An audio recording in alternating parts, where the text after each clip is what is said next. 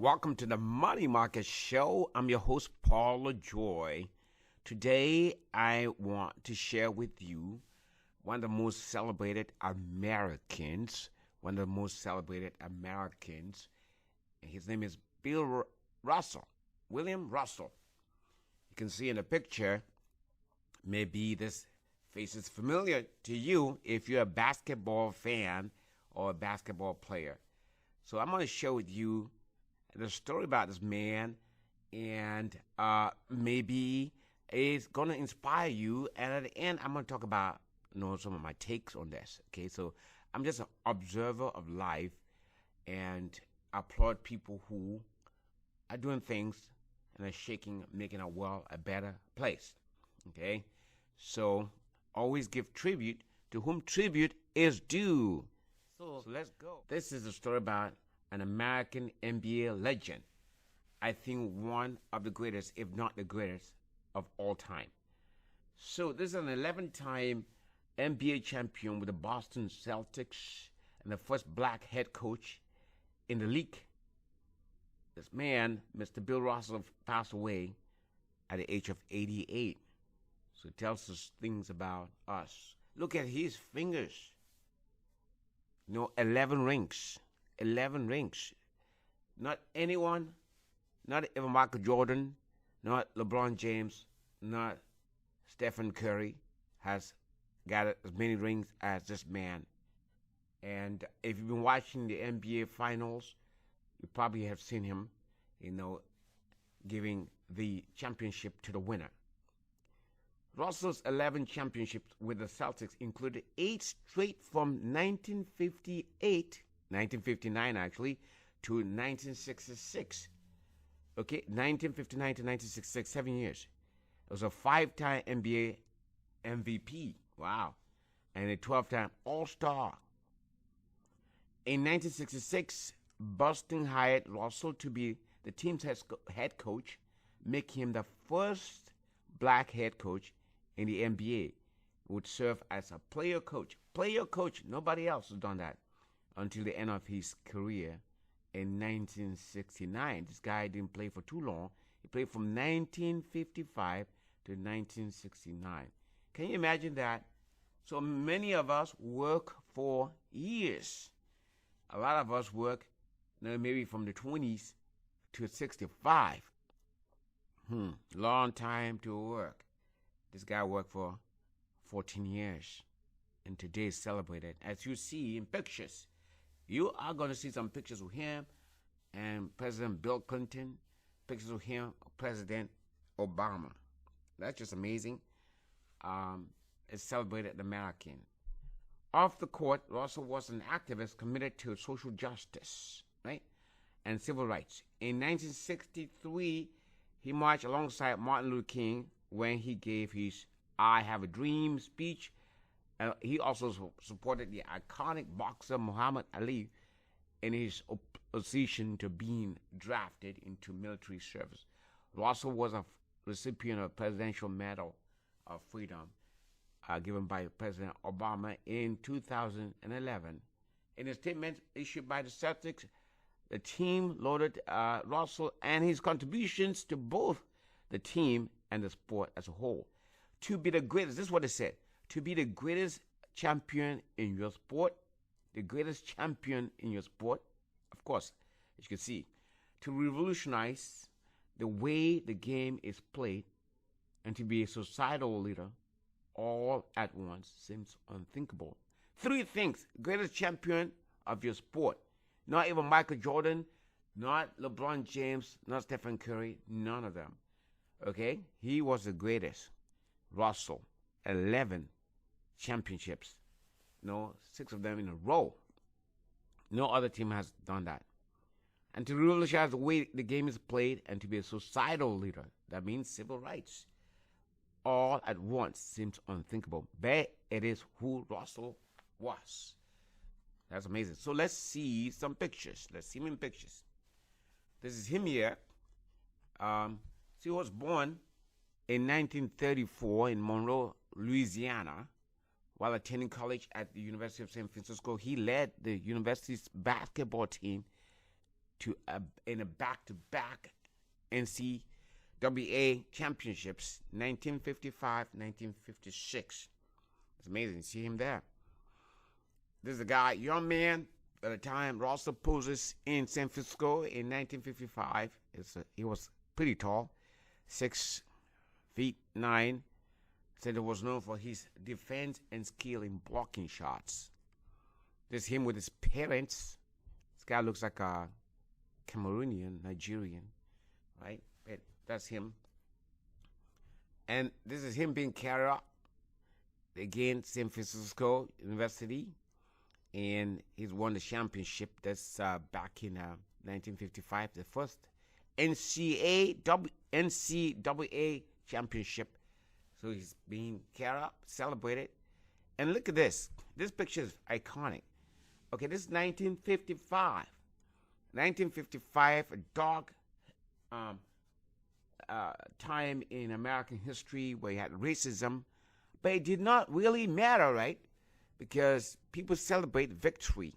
And the reason why you have racism, I think, is not because of the color of your skin.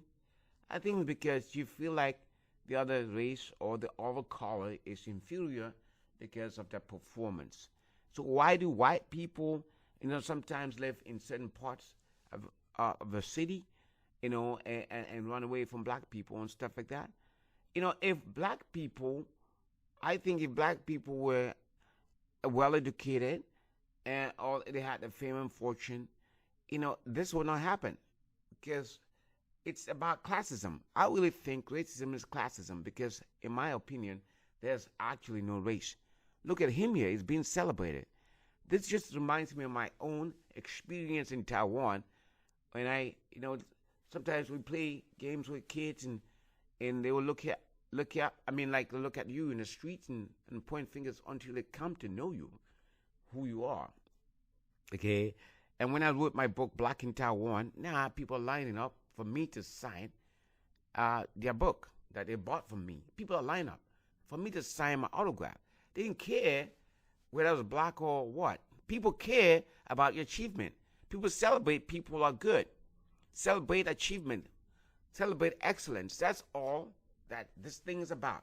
It's not about the race, right? It's about the class. It's about the status. It's about status. It is about status. Not about the color of your skin. Look at the people around him. I don't see one single black person.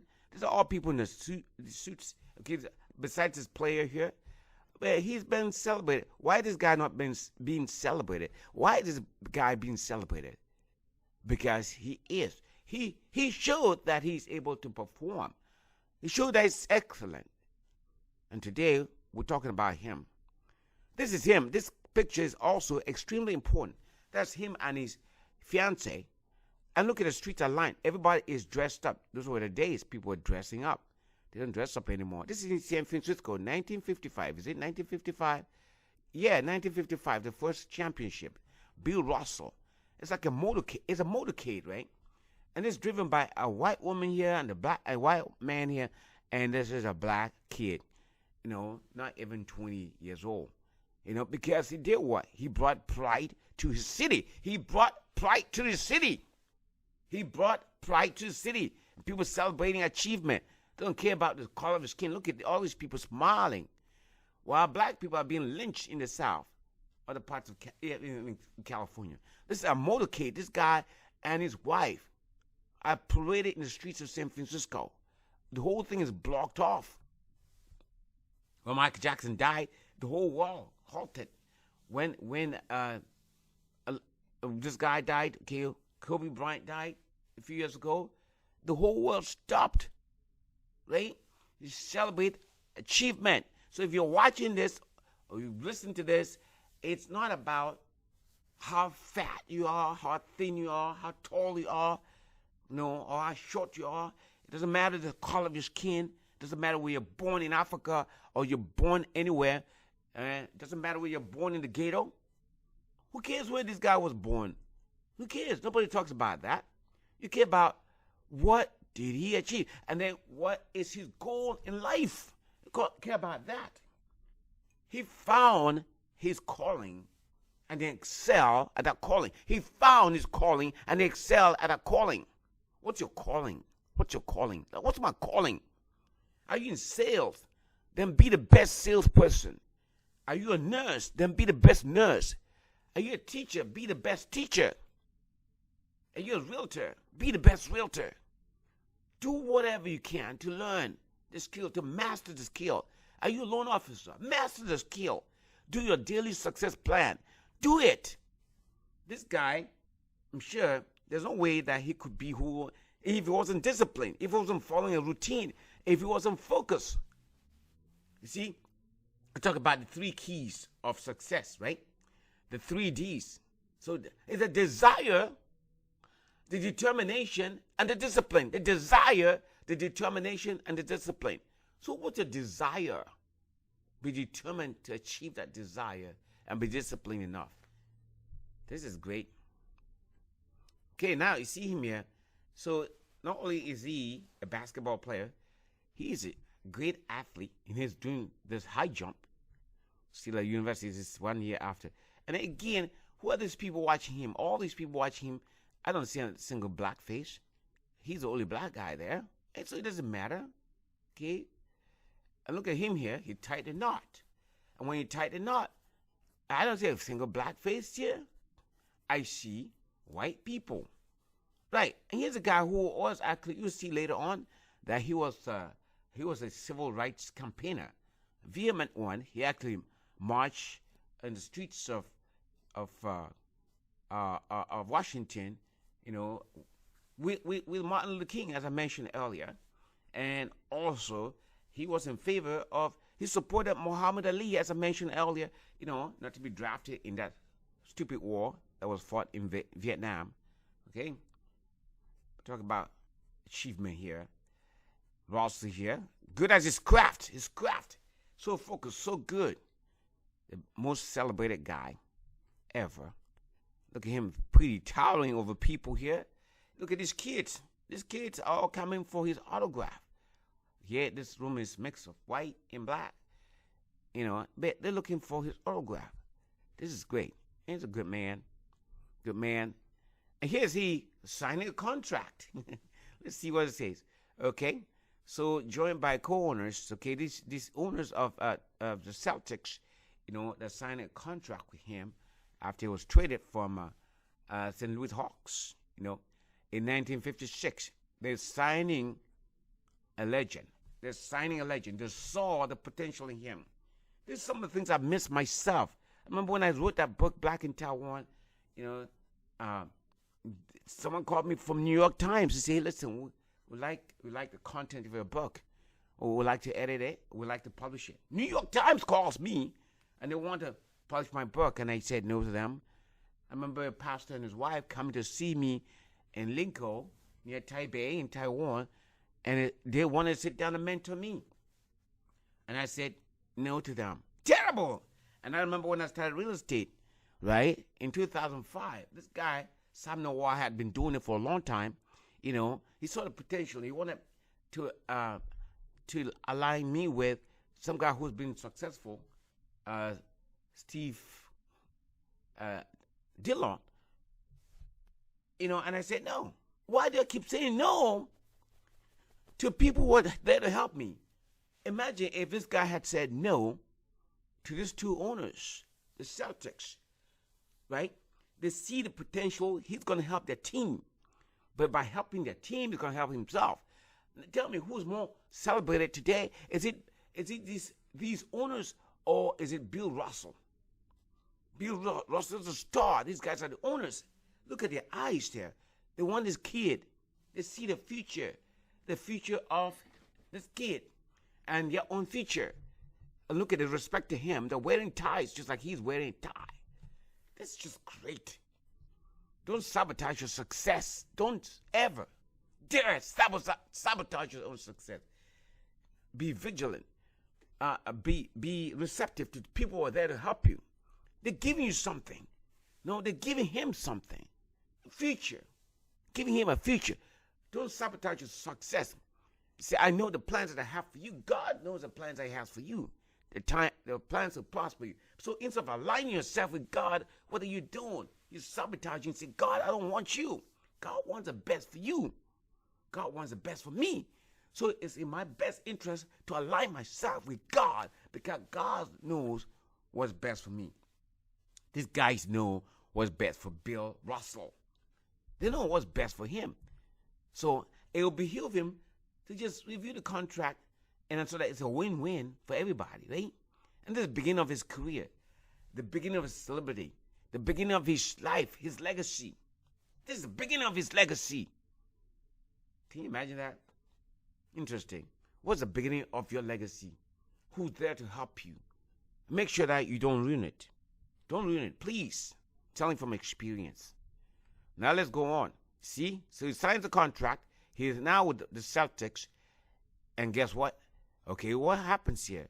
Russell takes shot during a game against New York in 1957. That's 1 year after he signed the contract. Russell played his entire career as a center for Boston. And you'll see later on, this is him now.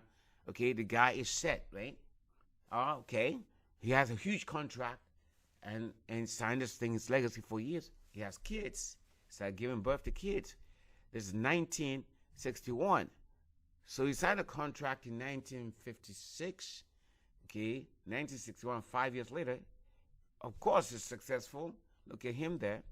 You know, so, hey, man, don't destroy yourself. So 5 years later, he has 2 kids, 2 boys. Okay, and this is him relaxing, right? Newspaper. He's a serious man, right? He's a business person. Okay, and look at him. What happened here? Okay, that is, I think that's his coach. Yeah, exactly.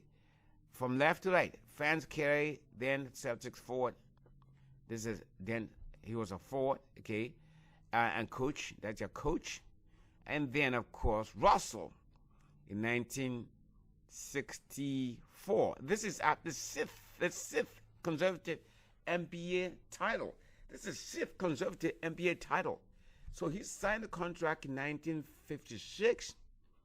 So by 1964, they've won many championships, right? And the sixth conservative, that means year on year on year on year, they've won. No other team has won that many championships, especially back-to-back. So Russell shoots over Cincinnati's Wayne Embry during a playoff game in Cincinnati in 1966. Okay? So that's, that's playing, performing, reaching his peak. The peak. What's your peak? How focused are you? How focused am I? Reach your peak. Okay? This is him again. Always smiling. Smiling because of victory, right? Smiling because of victory. Celebrate your victory. Celebrates with us. That's a coach in the locker room after defeating Los Angeles to win 1966 NBA title. It was the team's 8th consecutive championship and Russell's 9th overall. He will go on to win 2 more in 1966, 68, and 1969. Can you imagine? So 1966, he became a coach, the first black coach in the NBA. He was a coach and also a player. It's never happened. Have you ever heard any other player who is a coach as well as being, he's a coach as well as being a player? It's never happened. I've never seen it. It's never happened with anybody else. But he was a coach and a player, and guess what? They won 2 more championships. That's just amazing stuff. Amazing stuff. This guy, no wonder, he's a legend. No other person like him. And that's him just signing autographs, right? So Russell Center, where Albert took over autograph. Okay, look over autograph. After Russell was named Boston's head coach in 1966, making him the first African-American coach, right? So this is him here. Always towering over other people. This guy, I didn't know much about him until today. I'm reading this, right? If this guy was not a legend, if this guy had not been focused, if had not had a desire, there's no way I'll be reading about him today, making this, dedicating this day, this show to him. I mean, what am I here for? What are you here for? You see, and because of his celebrity, because of his achievement, because of his performance, look there, he's invited to speak to young Africans, African Americans, right? But so it's speaking against segregation, right? So here he is, being celebrated by white people, but the majority of black people are segregated, are discriminated against, right? It's gonna call up your skin, really, because massively they have not elevated themselves as a group of people to, or somebody wants them to look, be slaves, They were liberated from slavery, but they're still subjected to discrimination and not given the same rights.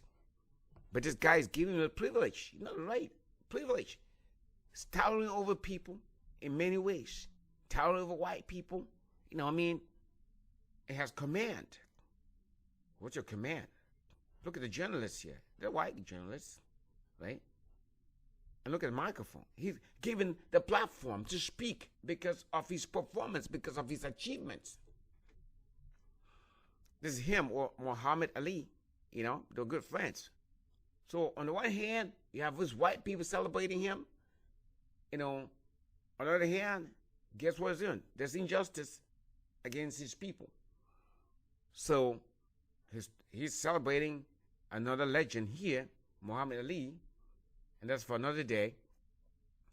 And congratulate him, or at least encourage him not to go and fight, or basically support him in his decision not to fight in Vietnam.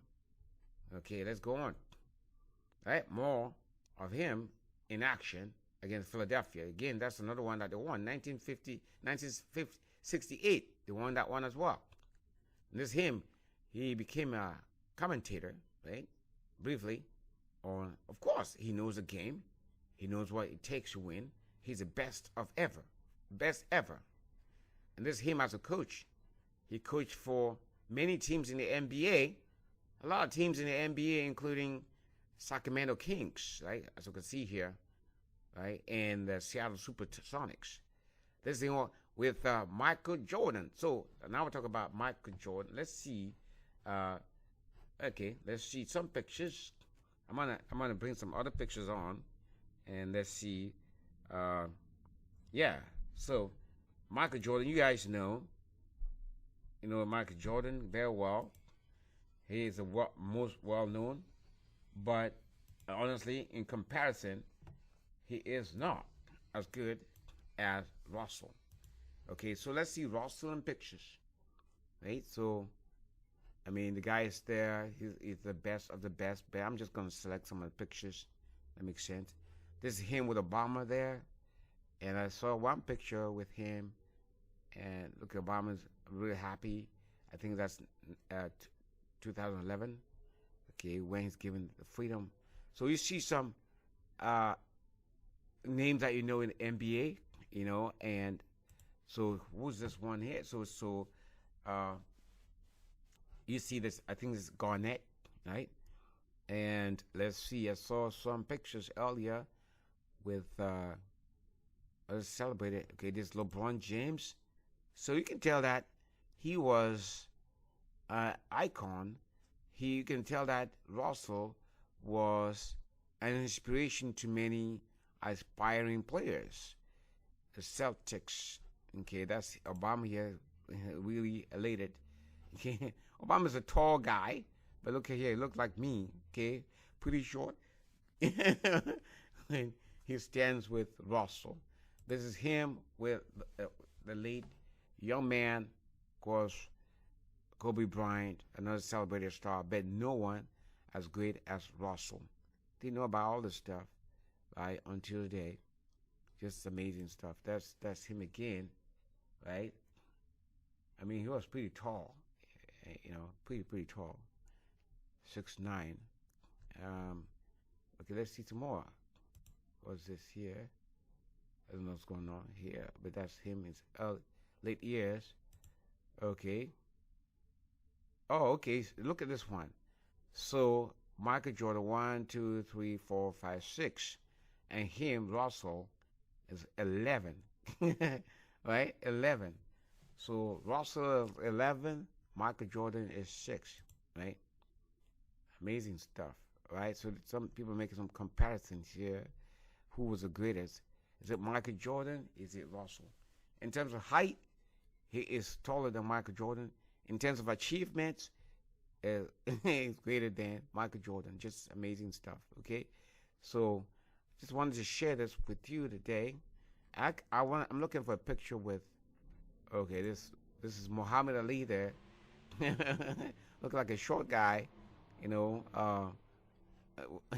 When it comes to Russell, right? Interesting. This is him here. Okay, Kevin Garnett.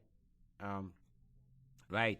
You know, of course, standing with equally tall, standing with a legendary guy who played all his life at the Celtics, right? So this is, I think I probably showed that earlier, you know.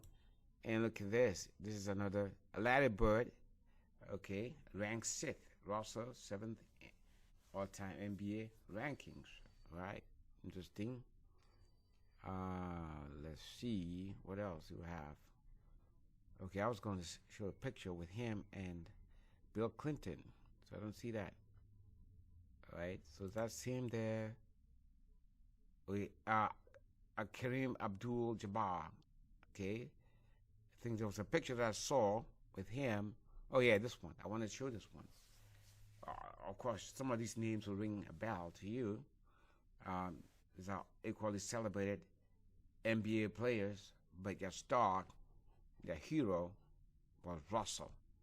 Okay, it's amazing stuff. Okay, let's go back to this. All right, let's go back to this one here.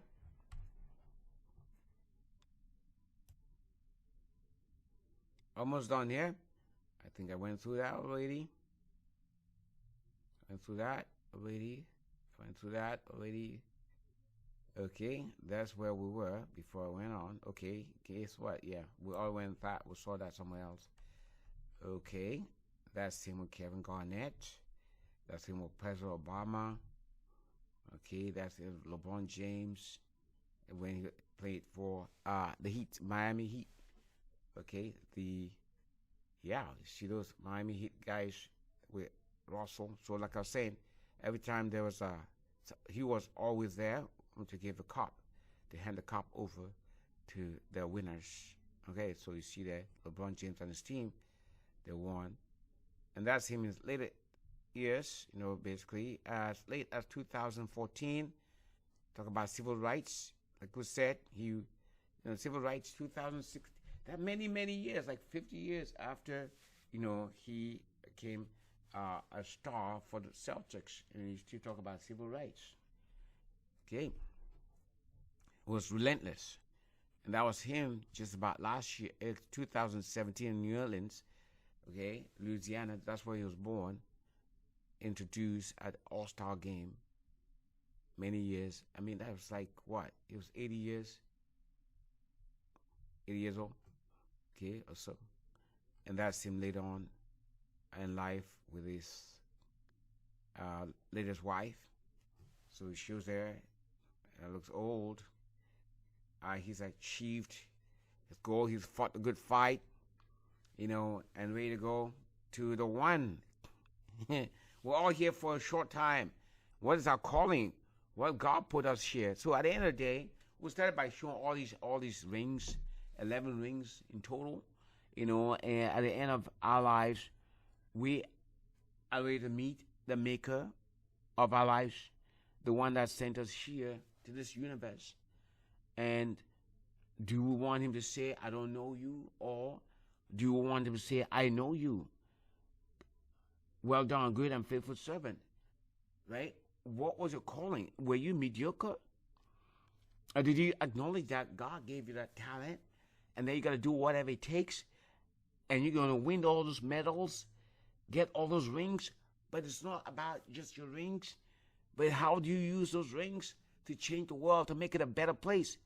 He said, God so loved the world that he gave his only begotten son. God loves people, and he wants to give you the talent. He wants to give me the talent, the calling, to go and do something, not just for myself, but for others. Because I don't understand everything. I don't understand what God would make, who he is so big and so mighty. He also calls people to suffer. But he's using you and I to play a role, to do something. It was a calling. Because at the end of the day, you don't go with those rings. Those rings will be left behind. Nobody's going to bury you with those rings, or they cremate you with those rings. No, nobody's going to do that. Because what do you do with those rings? What do you do with those accolades? What do you do with that achievement? That's what really matters. That's what really matters. Thank you for watching this. This has been Paul LeJoy again, here to educate, to enrich, and to empower you. Say, be fruitful and multiply and replenish the earth. Go do it. Go do what your calling is. Go do what you feel in your heart is. Go do what you feel is your desire. The 3D. And be determined to do it. And be disciplined. Follow the routine. Never be mediocre. Never, ever be mediocre. Paul LeJoy here. Thanks for watching.